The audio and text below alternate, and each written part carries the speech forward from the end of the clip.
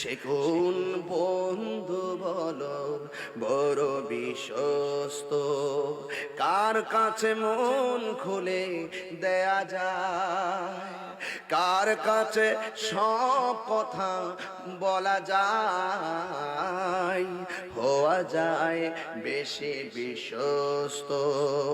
তার নাম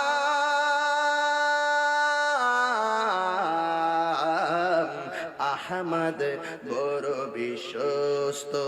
যে কোন বন্ধু বলো বড় বিশ্বস্ত, সে কোন বন্ধু বলো বেশি বিশ্বস্ত, কার কাছে মন খুলে দেয়া যায়, কার কাছে